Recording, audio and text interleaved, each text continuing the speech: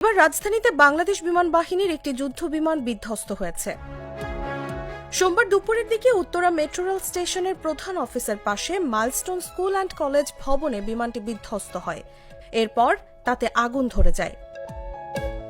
এই ঘটনায় ফায়ার সার্ভিসের ৮টি ইউনিট কাজ করছে।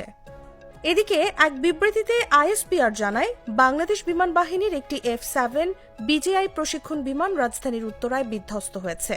বিমানটি সোমবার দুপুর 1:06 উড্ডয়ন করে।